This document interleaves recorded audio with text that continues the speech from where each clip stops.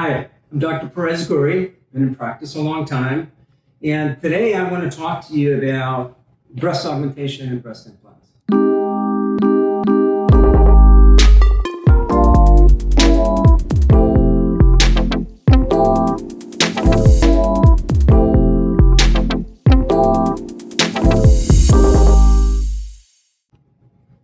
Breast augmentation has been around for a number of years, and it's probably second to liposuction and the most commonly done procedure.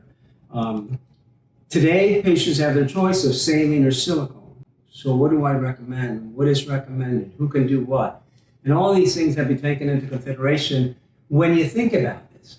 So today, the rule of thumb is if the woman is less than 22 years of age, we should use saline implants. Are there exceptions? Absolutely. And you should consult with your plastic surgeon as to whether or not you're under 22 and you meet the criteria to have silicone gel implants.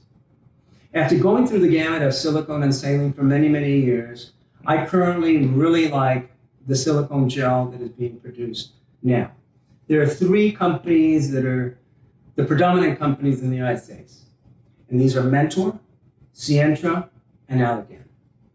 I'm not going to speak particularly in one favor or the other, just say that they're all very good implants.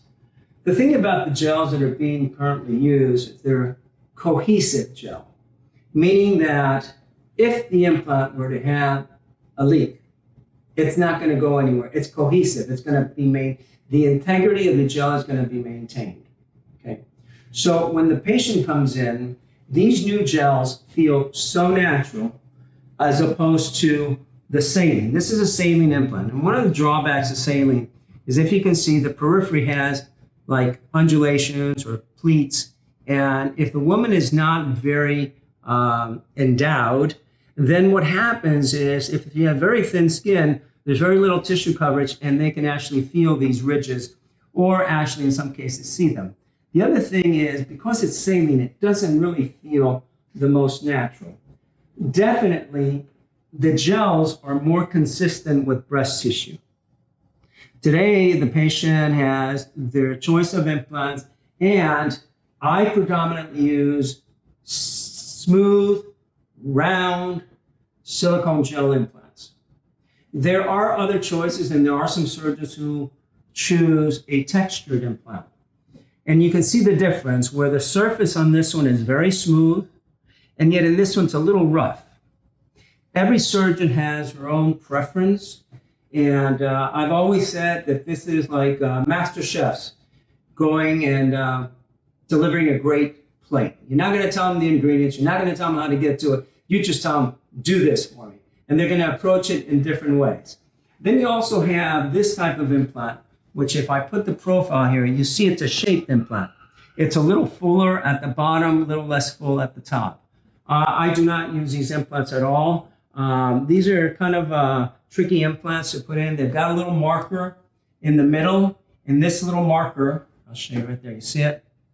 That little marker has to be perfectly aligned, because once it goes in, if for some reason it's off by 1-2 centimeters, it's going to throw the breast shape out. These are frequently used in breast patients who've undergone mastectomies for breast cancer.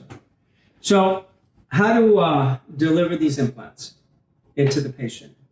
So the way to insert these implants are either going to be through the armpit, through the areola, or through the fold. These new silicone gel implants are a little tough to deliver through the implant, to insert through the implant, because they're not as malleable and pliable as they were in the first generation of silicone gels. So I predominantly use either the areola or the fold.